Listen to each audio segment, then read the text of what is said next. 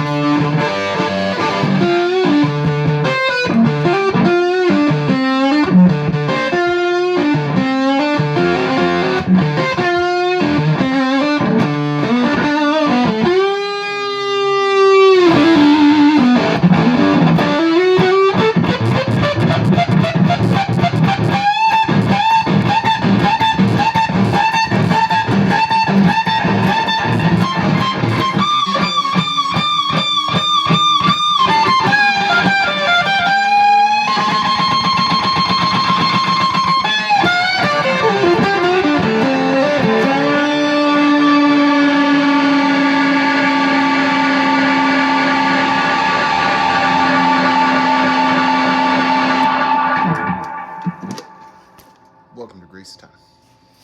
Well, that was fun. Well, this is the closest I've ever cut it. I literally walked in my front door probably 80 seconds ago before I started playing. And just picked my guitar up and started playing, baby. I misjudged my timing. But I'm here anyway. So you know what? We're going to throw up. Welcome to Greasy time, everybody. I hope you're having a good week. I'm JD Simo. And that not only is the great Isaac Hayes, that's him in his old office at Stax in Memphis. He was such a big star that Stax gave him his own office, and that's one of the pimpest offices I've ever seen. I've never had any desire to have an office, but if I was going to have one, I think that would be what I'd want it to look like. So anyway, I hope everybody's doing good. I'm going to go ahead and throw up the logo and throw up the Venmo and PayPal info if you want to throw something in the tip jug. For old JD, I surely appreciate it. I hope everybody's doing okay out there. It's been a pretty heavy week. I've had a pretty good week considering, and I certainly hope you guys too. There's been some songs rattling around in my head, driving around, doing socially distancing, so being socially distant while running some errands with my lovely little daughter. You know, I taught my 18-month-old this morning. She finally started saying Motown, Motown, which made me really happy. And I play lots of music around the house, as you can imagine, but play her a ton of music when we're out riding around, and I take her to a park or something so she can run around a little bit. And all the playgrounds are still kind of closed, but just getting her out. And I want to play a song. I've never played this before, but I want to do a song that brought me an awful lot of peace this morning, and it's one of my favorites ever. And so I'm going to start off with a song today on Greasy Time. So here it is.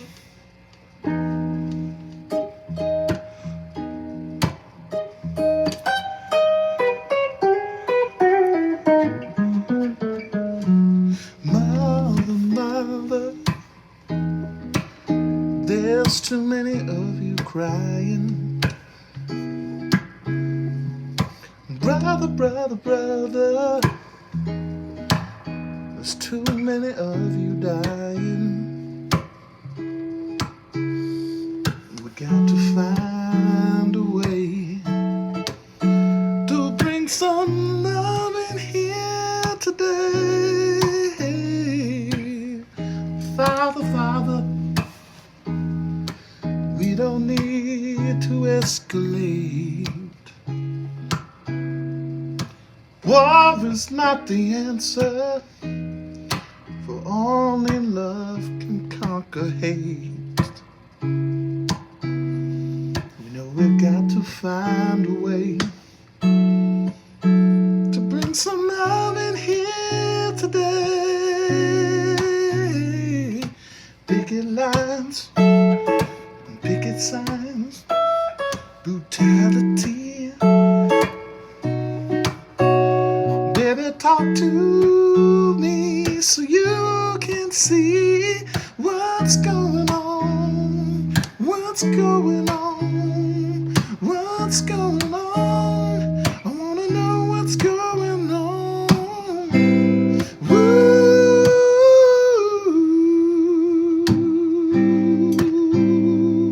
ooh, yeah.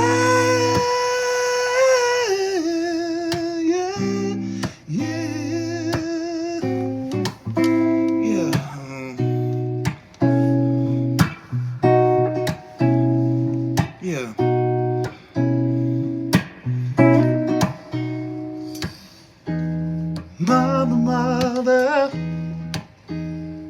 everybody thinks we're wrong, but who are they to judge us? Simply because my hair is long. Oh, we've got to find a way to feel some love in here today. Picket lines and picket signs, don't punish me with brutality. Come on, talk to me so you can tell me what's going on. Ooh, tell me, baby, what's going on. Ooh, yeah.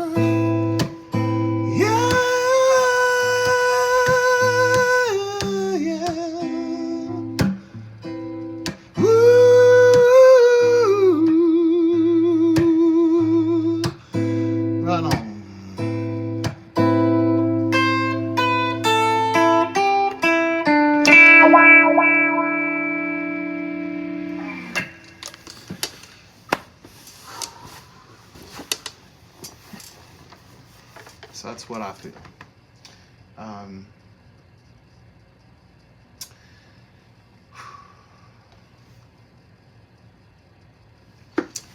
It's an emotional one.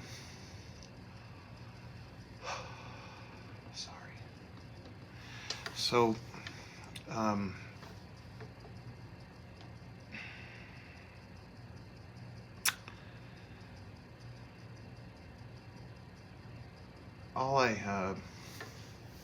all I think I want to say publicly is just, I'll quote John F. Kennedy, whose picture's hanging right there. You know, we all breathe the same air. We all value our children's future, you know, and we are all American. So, you know, we've got to find a way. We got to find a way to love one another. And that's all I'll say about that, to quote Forrest Gump. So, moving on to other topics, I just felt really compelled to play that song. It's one of my favorite songs. And driving around with the windows down with my little girl in the back seat, just had a real beautiful, emotional moment. And it's affecting me more on camera than I thought it would. So, at any rate, I'd like to tell you about the top records of the week. My vinyl obsession is purely reignited, one would say, and I am just voraciously listening and picking apart incredible records, and probably practicing more than I've practiced since I was a teenager.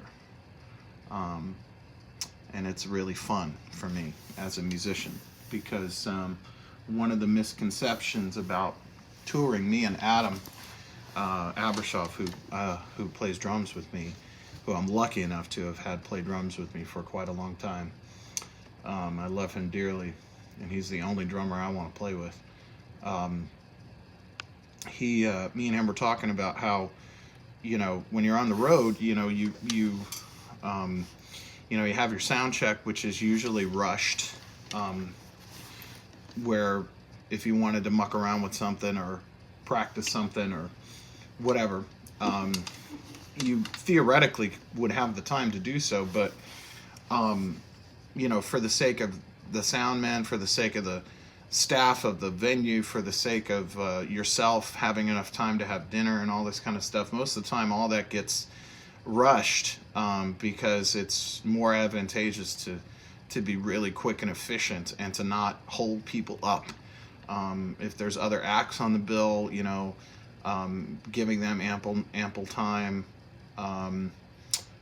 so that they're not having to rush right up to doors, that kind of thing. I've certainly had my share of you know, the headline act going way past what was slotted for them to sound check, which meant that my sound check was actually after doors were open. That's happened a handful of times, and it's embarrassing and awkward. You just do the best you can. It's a badge of honor that you bring with you, but it also makes you try and be considerate of other people when you're on the bills with other people. So anyway, what I'm trying to say is, you know, you don't really get a lot of time to kind of work on stuff to really improve certain aspects of your playing.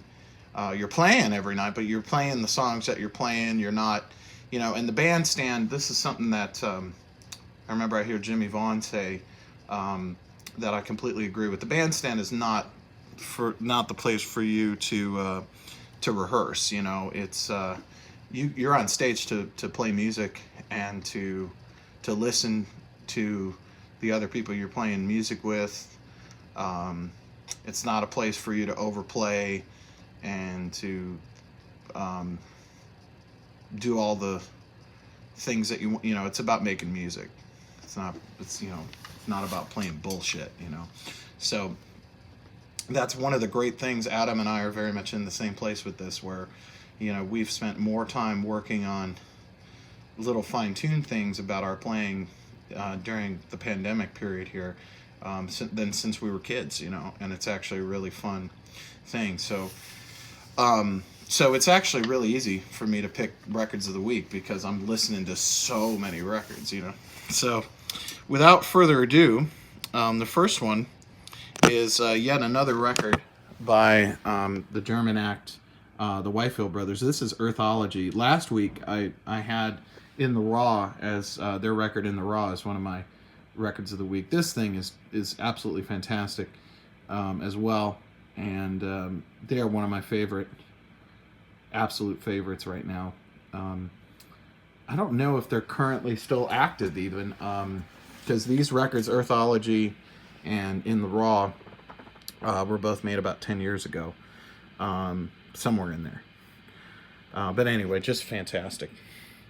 This next record is the great Jimmy James, who is one of my favorite current guitar players. We haven't met yet, but I have a feeling we get along famously.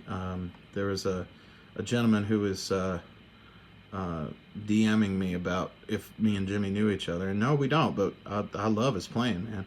But this is his horn band, the True Loves, out of Seattle, Washington. And this is their record, Famous Last Words, and this is a great record. Jimmy is real funky. In some ways, we're kind of similar. We both really love Jimi Hendrix. We both love Jimmy Nolan and Eddie Hazel and, funk music. And this is his horn band.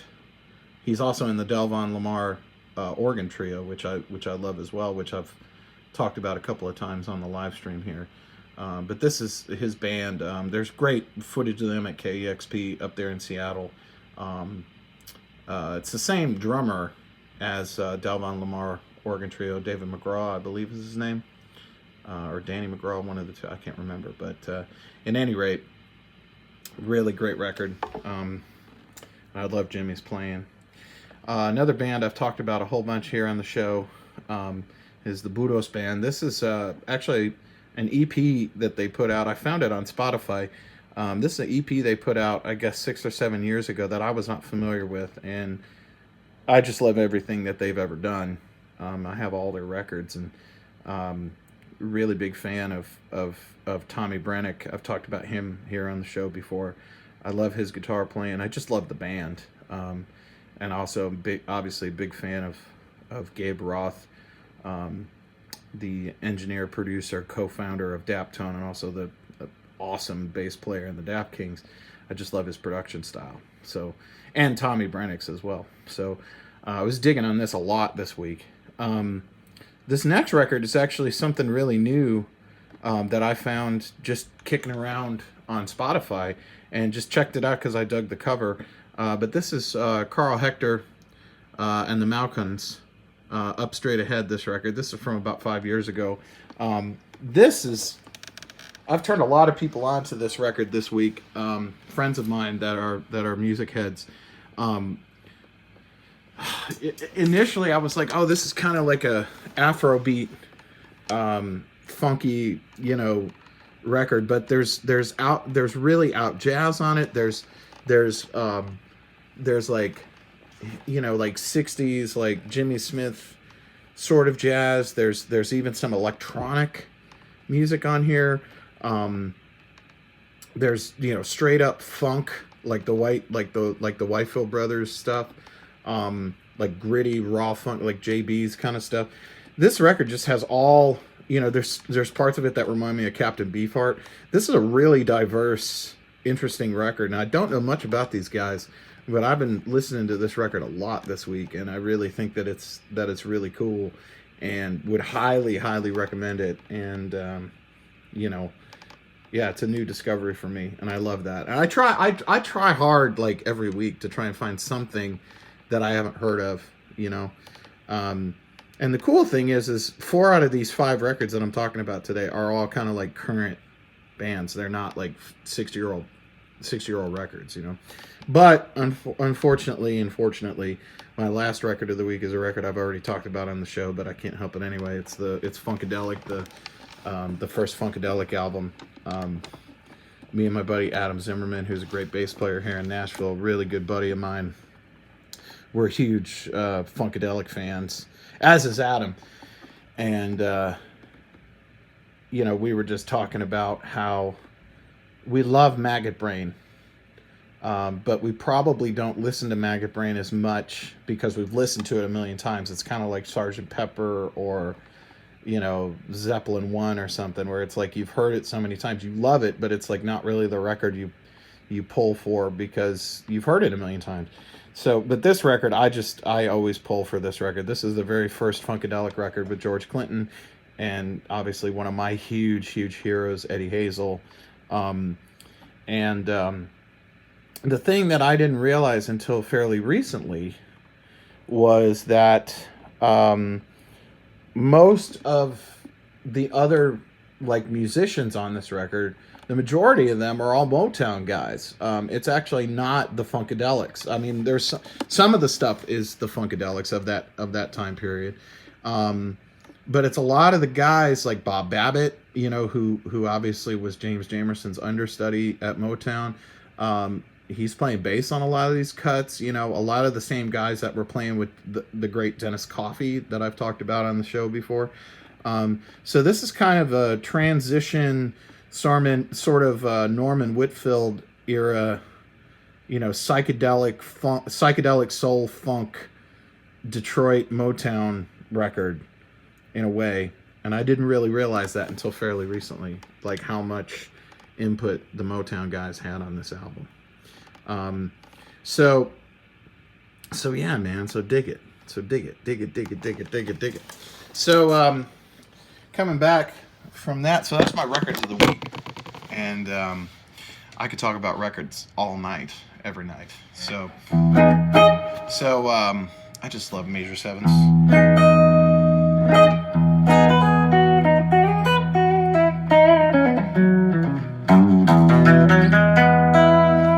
So I'm going to do another tune for you, and then we're going to talk about rig of the week, and we're going to talk about some gear.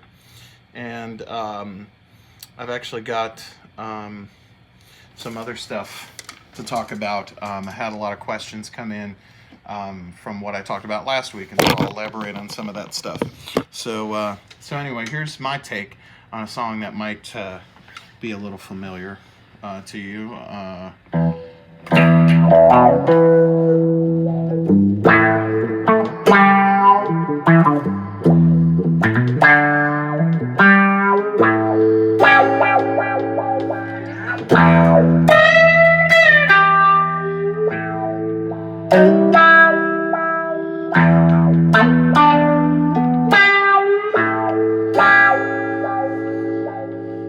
There's something happening here.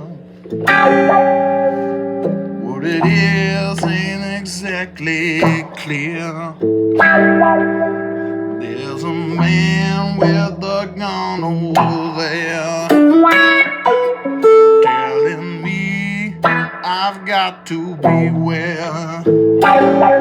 Because time will stop. Children, what's that sound? Everybody look what's going down.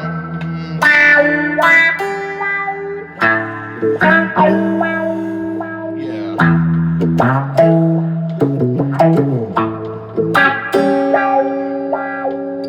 There's battle lines being drawn. Nobody's right if everybody's wrong. Young people speaking their minds, yeah.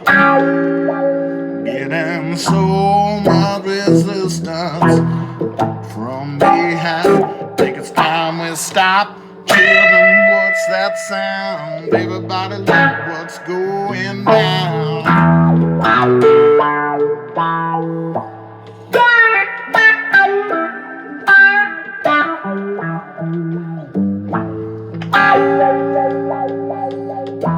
What a field day for the heat. 1,000 people in the street, singing songs and carrying signs, yeah. Mostly say hurry for outside.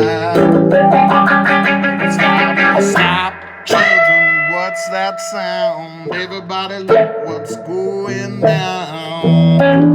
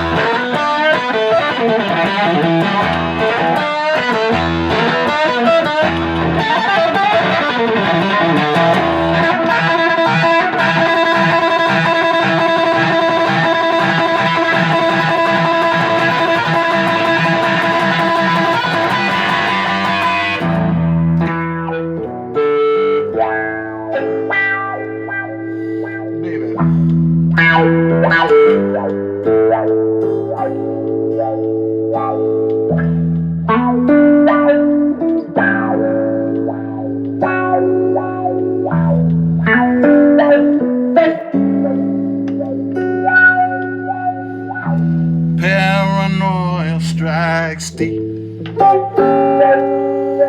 and into your life it will creep. It starts when you're always afraid. Step out of line, men will come and take you away. Think it's time we stop. Children, what's that sound? Everybody look what's going down. Better stop. Children, what's that sound? Everybody look what's going. Better stop.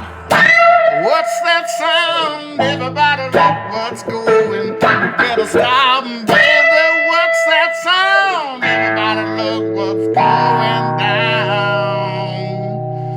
What's going down?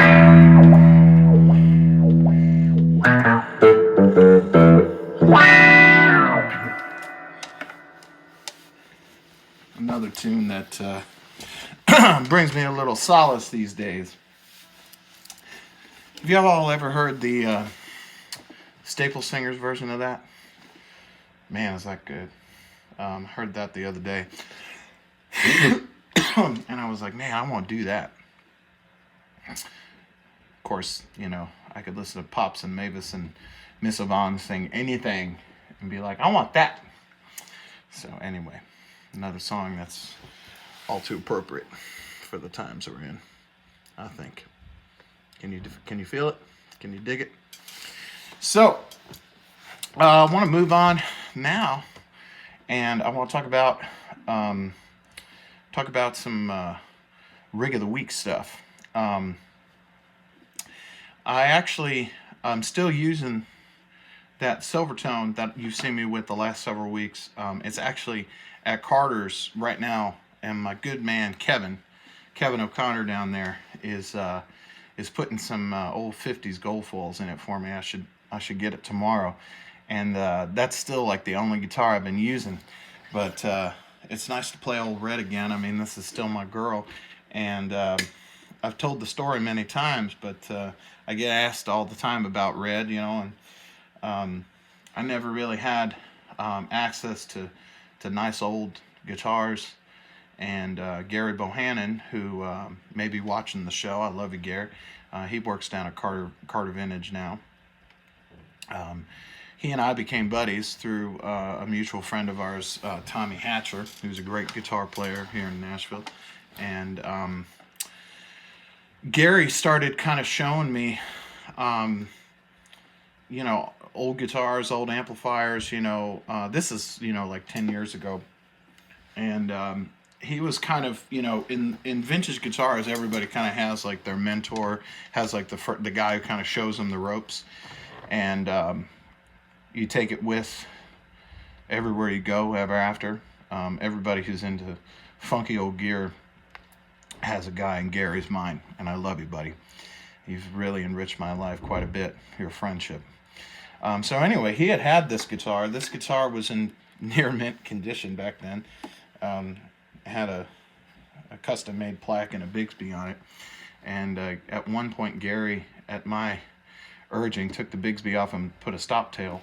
And I actually recently had to put a new stop tail on this because I had rusted the tailpiece so bad that this guitar was no longer grounded because I literally rusted the tailpiece. So this is actually a new pigtail tailpiece just in the last couple months, like since the pandemic started, which is kind of funny because everybody kind of refers to me, Joe Glazer, Gary, my good friend Zach down at Carter's, who fixes a lot of my amps, fixes all my amps really nowadays, and who does an amazing job.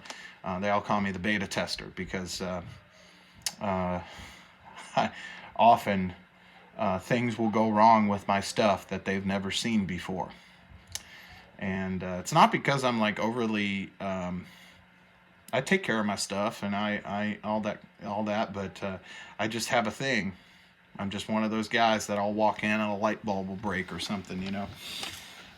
What can I say? I'm electrified. I'm filled with the spirit. So anyway, Gary took the Bigsby off, and this just became an even better guitar. And he made the mistake of loaning it to me, which was a horrible mistake for me because I just had never really had access to that great of an instrument, you know. And it's not really like, you know, as most people who are into old instruments or into instruments in general, it's like you got to find the right one. It's not, they're not all awesome. And case in point, you know, like the Silvertone I've been playing lately, I mean, that's a really cheap guitar. And I love it. It's like my favorite thing to play these days. You know, it's not about how much something's worth. It's about what it, you know, does it inspire you to play, you know? And oftentimes, you know, something that works for one person will not work for the next person.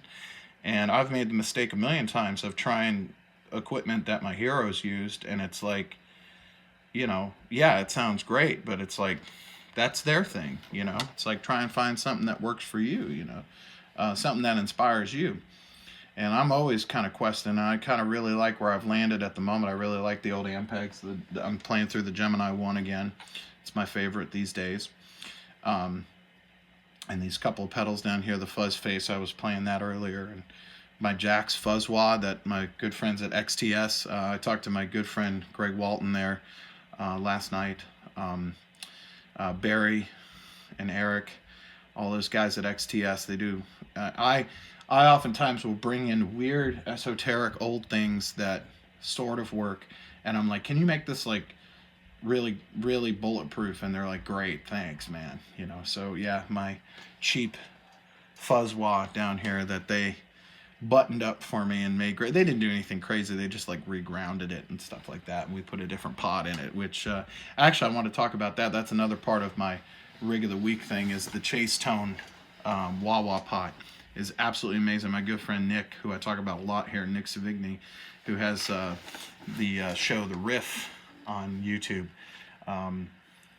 that thing made a gigantic difference in this Jack's Fuzzwa, and it's just like, it's fantastic, and it's a fairly inexpensive part. Chase tone, you should check it out. But at any rate, I started borrowing this guitar, and this is right when I put my trio together, Simo, the actual band Simo. That was me. Initially, it was me, Adam Abershoff, and Frank Swart. It was the three of us. Later, it was Elad Shapiro joined on bass. That band.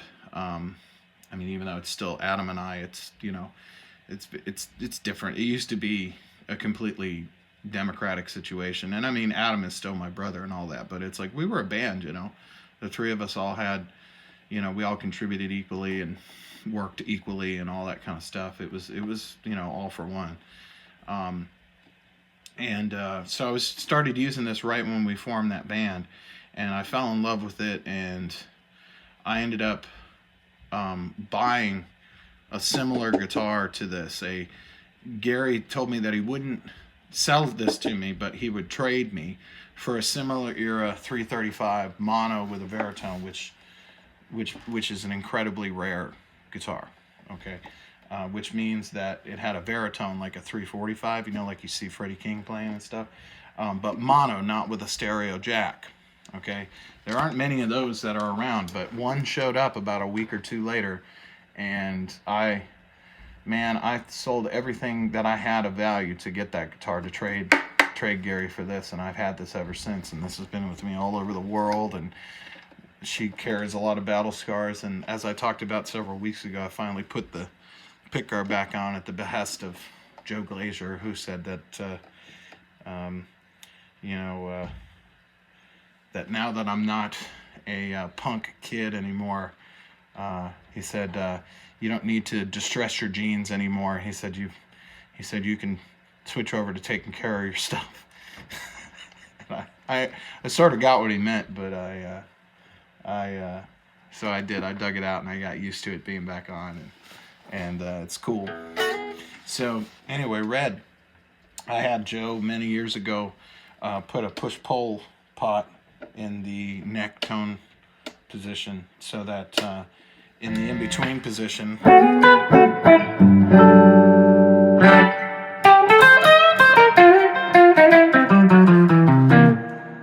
you can make it go out of phase, you know.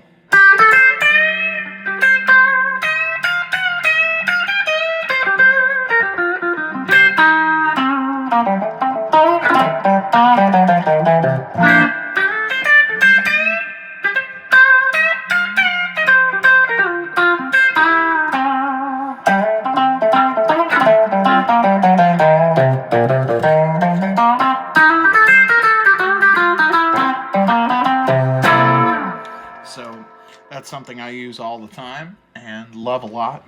And yeah, still the original tuners and all that. She's my workhorse. But yeah, like I said, I've been using that Silvertone a lot, and actually I'm going to premiere the newest video from our series down here of funk instrumentals, and I'm using the Silvertone on that.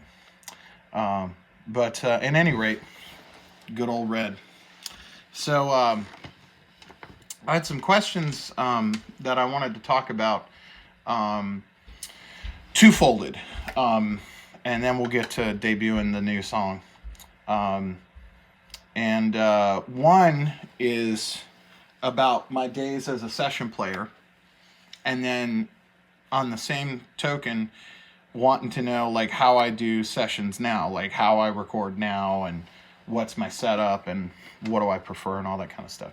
So, you know, again, I don't want this to go on too long, so I'll try and encapsulate it. As a session player, first of all, there's a million amazing musicians in Nashville. I've told the story many times, and did last week, about, you know, just how humbling it was, how, you know, you think you're a somewhat competent musician, and then you come to a place like Nashville, and you're just smacked in the face with how unremarkable you are, or at least that's how it was for me, and how hard you're going to have to work to even have a chance at getting a gig. And So, I talked about all that yesterday. So I'll talk about or yesterday, last week rather. So what I'll talk about is like, as a session player, I had about a 4 year, 4 to 5 year span of my life where it was almost every day. Um, it was at least 3 to 5 days a week for several years, and I was playing in Don's band at night, um, the Don Kelly band down at Roberts. So my weeks, my days and stuff were pretty full. From the time I was 21, about to turn 22, up until I was about 26, 27. It was jam packed. So no wonder I was burnt by the time I started playing with Adam and started kind of, started finding my way into what is now my solo career. Um, so session wise, a lot of people ask, and again, I feel weird talking about some of this because it's not like I'm in the game anymore. And I mean, I do some occasionally, and I'm doing scoring work and working on the new Elvis, the Tom Hanks Elvis movie, that's going to come out next year. It's an Elvis biopic, and I've done pretty much all of the music for it with Dave Cobb. The great Dave Cobb is head of all the music supervision for the film. It's a Baz Luhrmann film. Um, and I did, I like, did a session for Jack White, and um, for the Beyonce record, which is funny. And occasionally I'll go to New York and work with my dear friend David Kahn, who is a great producer. Um, work with Paul McCartney and a million other things. Um, about once a year or so, he'll fly me up to New York to work on something with him. Um, and currently, I'm actually doing some stuff with him remotely.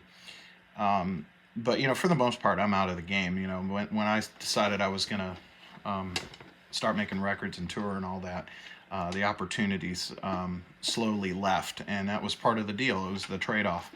Um, so take everything I say with a grain of salt. But a lot of people kind of ask, like, how do you get in? And it's like, there is no way in, really. You have to be asked, you know. Uh, Everybody and their uncle wants to, like, get an opportunity to, like, play on records and stuff like that. And it's like, it's an opportunity that has to be afforded you. It's like somebody has to ask you to do it. And there's a million reasons why they would ask you. Most of the time, the opportunities come to get in when somebody is canceled last minute, or they can't get all the people that they want. And so they're kind of desperate and they need somebody. And so they give you a shot. At least that's how I got a lot of opportunities in the studio, where it would be last minute and it would be like, so-and-so is sick. Can you do a 10 and a 2 today or tomorrow or something? And I would say yes, of course. Like whatever was going on, I would say yes, because those opportunities only come around. It's not a thing where it's like, oh, I'd planned on doing such and I'd planned on going to see a concert tomorrow or something. It's like, no, you say yes. Those opportunities only come around once, if ever. So the first many opportunities that came to play on records were similar to that. And so I just showed up and did as good as I could do. Tried to be fast, because that's the one thing here in Nashville is everything's really fast. It's not uncommon to cut, in a 3-hour session. It's not uncommon to cut 3 or 4 or 5 things, from top to bottom, like all overdubs done, everything. Having never heard the music beforehand, hearing it the first time in the control room with a chart, and then going out and playing it, maybe 2 or 3 times, and then rapidly doing your overdubs so that, like, within 40 minutes, you're on to the next song. That's how fast it works. And it's incredibly intimidating. And so with me, it was really great because for about the first year that I was getting called to work on stuff, it was all very low. I mean, it was all high pressure as far as I was concerned because I wanted to do a good job and be asked back because the greatest, I don't remember who I heard say this, but it's very true, and probably Quincy Jones or something. It's like, to be called once is an incredible honor, but to be called back is an even greater honor. And so that's really the thing, is you're wanting to do such a great job that they want you back, you know. So for about the first year, it was all what they call custom projects, for the most part, where I was working in small studios or home studios, people working on demos to try and get publishing or record deals, stuff like that, where it was like, it was low pressure in the sense of I wasn't having to show up and work with A team players for the most part, or like an A team producer or something, and really like be like an assassin, be like a sharpshooter that was like on top of his game. So like I was able to kind of sharpen my skills with how fast I could be and how quick and how many parts I could come up with and all that kind of stuff. I was able to sharpen that tool for about a year before I started getting the opportunities to go play on masters and to actually go play with A-team guys and play on actual like label records and work with big producers. And the first big producer that I started working with, well, there were two really. One was Ted Hewitt, and then the other one was a guy named Paul Worley, who's still a dear friend, as is Ted. But Paul and I just became really good friends through the whole process, and he really gave me a break playing on records for him. And then word got around that I was starting to work for Paul in particular, and then I got tons more work as a result of it. And so all I'll say about it, beyond any of that, is that your personality, regardless of if you want to be a session player, be a road player, just be a musician in general, your demeanor means everything, because nobody wants to be around a pain in the ass. Nobody wants to be around a loud talker. Nobody wants to be around a know-it-all. Nobody wants, there's all types of different personalities that, just aren't going to mesh. And it's like the most successful musicians are generally funny, easygoing, and highly, highly, highly serious about music. Like ridiculous music geeks, are intense into it. Like, the conversations at lunch or like drinking coffee before the session starts, they can be incredibly profound, incredibly goofy, or a mix of the both, And that's one thing that I do kind of miss about, really the only big thing I miss about doing sessions is the camaraderie of the other players and the fun of it, because I don't really get to see those guys anymore.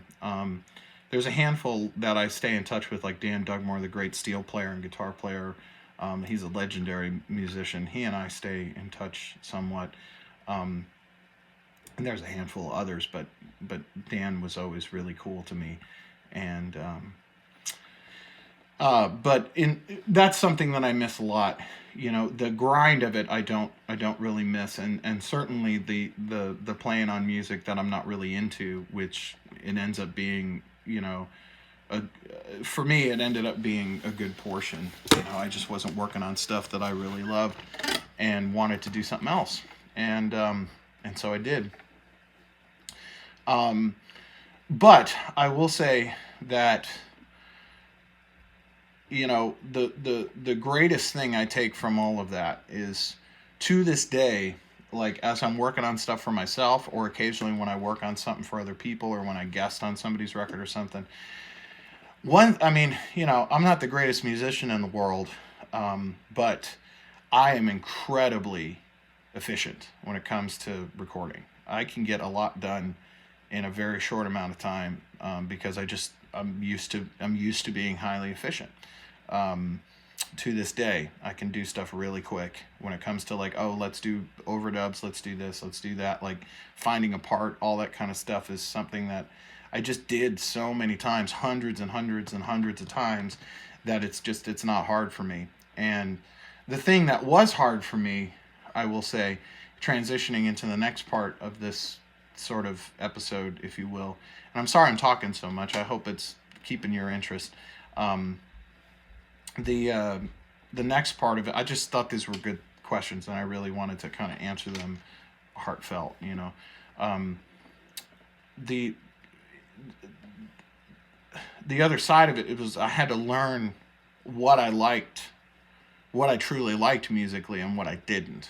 Okay, because I became so good at just offering endless amounts of options that it's like actually figuring out, well, what do I think is killer? What do I think really fits something for myself? That actually, still to this day, kind of is something I need help with from an outside source, whether it be like Eddie Spears, who produced my new record that's going to come out later this summer, or Adam, you know, who I've worked with for a long time. I trust his opinion. Or, you know, occasionally I'll ask him what he thinks of something. Is he like this or like that? And, you know, I do still kind of need that help, because I can just endlessly give you options. But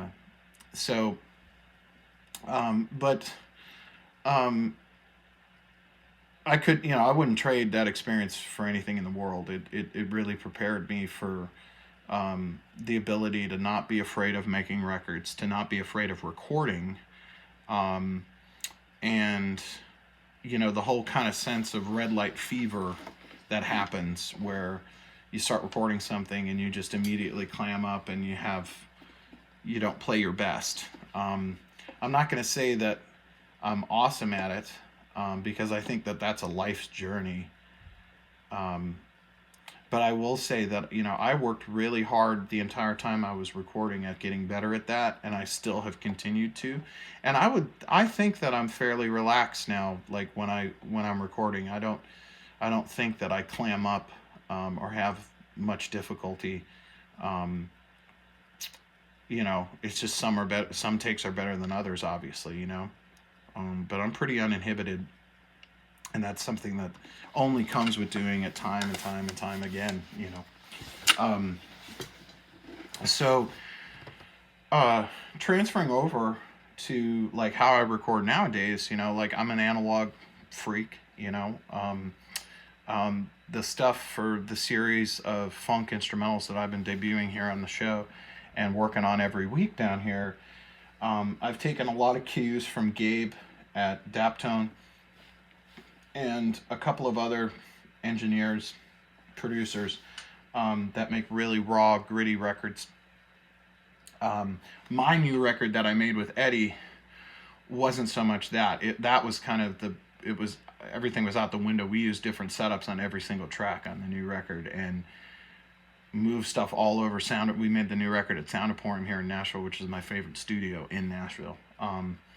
And we worked in both the A room and the B room for different reasons. And I mean, still not using a ton of channels, but lots of different types of theories with recording. So the new record that's going to come out in August is a whole nother conversation. But as far as like me recording down here, you know, I'll switch and get the handheld and show kind of the setup. But essentially, it's like drums are most of the time only one or two mics, maybe sometimes three, but not a lot of mics. Bass nowadays is always DI. I ended up getting one of those Motown DIs. It was actually handmade by a friend and from an old transformer. And then guitar-wise is really simple. I'm just miking with a 57 going into a mic pre. So yeah, let me go ahead and give you a little tour. I also had a bunch of people like asking for like a little tour of my bunker here. So let me show you what's going on here. What's going on, right? So first we'll start back here in Guitar World. I know it's dark down here, but that's because music doesn't like light, at least not mine. So that's my my Geminis. That's my Gemini 1 and my Gemini 2 down here. I've got a little bit of a baffle here, as you can see. But yeah, I just have a 57 right on the speaker. I tried a bunch of different microphones, 421s, all this stuff. I still just like a 57. I do take all the transformers out of the 57s, though. That's a mod you can read about online. It makes a big difference. So moving back here, there's my ES5 and my Jazzmaster. Going over here into Drumland, we actually swapped out drums this week on Adam. This is his 70s Butcher blocks, and we're back to having a front head on, which is a very different sound. There's a little sub kick down here that was made out of an old NS10 speaker that I use, and the miking setup for the track that you're going to see and hear here in a moment is actually this miking setup, which this is an old Shure 55 from the 50s, and as you can see, it's kind of in between the kick drum and the hi-hat, pointed at the snare. That's the main sound you're hearing with the sub kick on the kick drum. And then there's a EV636 that I sort of have over his Adam's right shoulder, sort of pointing at the floor tom. And I sort of just EQ that mic to be a little bit more high-endy for the cymbals, and also to give a little bit more poke and depth to the kick drum. But that's kind of my setup. I know it's fairly unconventional by most modern standards. There's a screen up to try and keep low-end bleed out of the drums, and it works quite well. We don't use headphones down here either. We always record without them, because I think musicians play better without headphones. And then bass-wise, when I'm playing bass, I play this Hondo 70s P-bass that I actually fixed. There's an old pickup in it that I fixed and put some old covers on it because it changes the sound. And we don't really use the amp anymore because I'm so into using this right here. This is my Motown DI, and actually having it cranked like this is part of the sound. It's not a very high output DI, but it sounds really good. I know a lot of people kind of argue about them online, but at least for my ears, and I feel like I have pretty decent ears, I love running the bass through that. It just sounds great. So that's the overall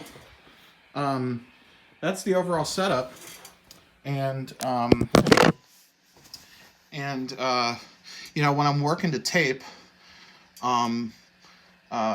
which all of that stuff is in the next room, the computers and all the recorders and stuff, I like to hit tape really hard, rolling off low end before it hits tape, and then bringing low end back later, so that the distortion isn't all woofy. That's another trick I kind of learned from Gabe Roth at Daptone. I really like, I do the mixing in the box though, and really all I use is some EQ and a little bit of compression. The EQs that I use most of the time are the TubeTech, the Pultec emulations that TubeTech makes with SoftTube. I've tried a bunch of different plugins, but I really like the SoftTube version.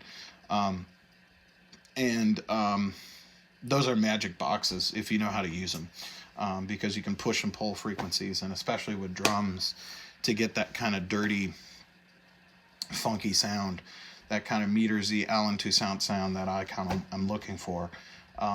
You can get it with those.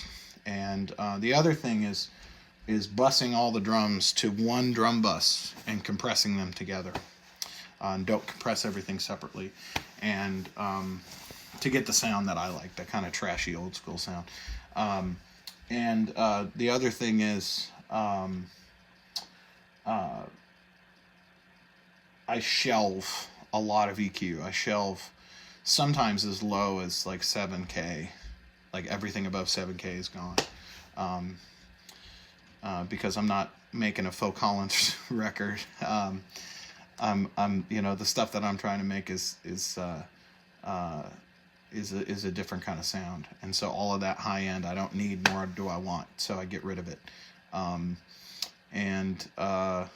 Yeah, using the sub kick on the kick drum really helps kind of oomph it up in a way that, with all the retro lo-fi-ness that's going on, the sub kick helps give a lot of, you know. So at any rate, I'm sorry I've spent so much time talking tonight, but I just wanted to answer those questions and share some stories. And we've come once again to premiere time for the latest track from here in the House of Grease. We recorded this week, and this is a tune called Unavoidably Detained. And all I'll say about it is it's got some bite.